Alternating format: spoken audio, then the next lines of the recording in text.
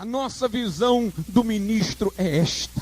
O ministro é um pregador, é um mestre, é um ensinador, é um anunciador do reino de Deus. E ele dá testemunho não de si mesmo, ele dá testemunho da luz, ele dá testemunho de nosso Senhor Jesus Cristo. Por isso que o pregador tem que ser convertido.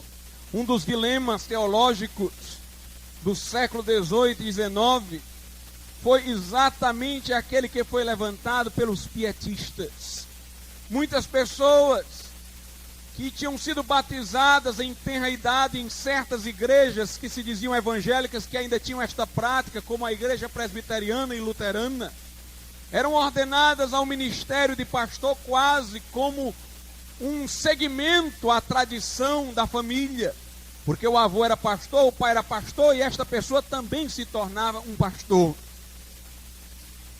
Mas muitos destes pastores não eram convertidos. Por isso que no século XIX surgiu o modernismo. Pastores que diziam que a Bíblia não era a palavra de Deus. Pastores que questionavam a divindade de Cristo, a ocorrência de seus milagres. E uma onda de incredulidade assediou mesmo a igreja evangélica. E os pietistas levantaram este problema que eu vou dizer aqui primeiramente. Eles trouxeram à tona a pergunta: um pastor deve ser convertido ou não? E eles disseram: deve ser convertido, claro. Mas eles disseram: conversão não é apenas tradição. Conversão é uma experiência espiritual. O fato de alguém ser filho de crente não faz dele automaticamente convertido. O fato de alguém ter sido batizado não faz dele convertido. O fato de alguém saber da Bíblia não faz dele convertido. O fato de alguém estar durante toda a sua existência numa comunidade cristã não faz dele convertido. Os pietistas olhavam para os candidatos ao ministério e diziam: conte-nos a experiência de sua conversão. Diga como Jesus mudou a sua vida. Diga-nos a partir de quando tudo mudou. E era comum entre eles, irmãos, os pastores sempre de púlpito, à semelhança do apóstolo Paulo, dizerem o dia em que a luz lhes raiou e eles caíram do cavalo e tiveram uma experiência pessoal com Jesus Cristo. Chegou a hora, irmãos, de nós entendermos o que é ser crente. Ser crente não é estar na assembleia, ser crente não é ter cartão de membro, ser batizado nas águas. Eu quero saber o que lhe aconteceu, eu quero saber o que lhe aconteceu. Se você levantou a mão numa igreja apenas porque estava com um problema que quis resolver, você ainda não é convertido. Se você apenas veio buscando consolo, se você estava se sentindo muito só, viu muita gente e disse: eu vou ter uma família aqui, vou ficar aqui. Se foi só isso, você não está convertido.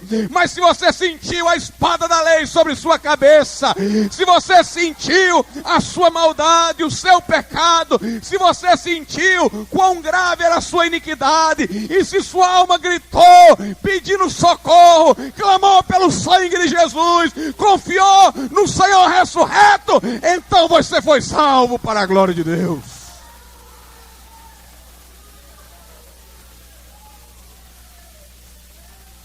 Aleluia. O pregador tem que ser convertido.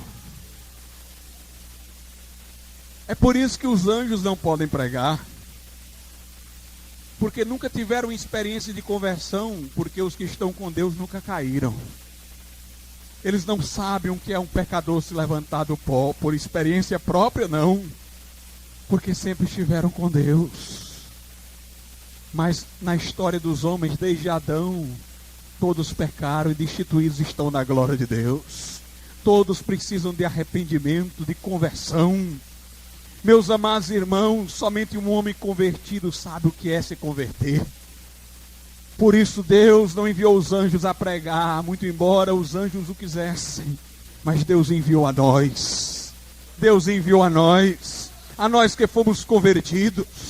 Por isso que Paulo sempre que pregava, fazia questão de dizer o que Deus fez por ele. Ele contou perante Agripa, ele contou perante outros. Por várias vezes Paulo dizia como Deus lhe aparecera mediante Jesus Cristo. Ele contava como sua vida foi transformada. Meus irmãos, se alguém quer pregar o evangelho, que tem alegria de ser salvo, que tem alegria de dizer Jesus mudou a minha vida, se não há brilho em você, se você não conta a sua conversão com euforia, se você não se lembra com júbilo do dia em que Deus lhe arrancou das trevas, você não está preparado para pregar o evangelho. Somente um crente que vivencia todo dia a alegria da salvação, a alegria de ser um convertido, somente o crente, irmãos, que está toda hora, como Paulo dizendo, a luz brilhou no céu, é que pode pregar o evangelho de Jesus com poder.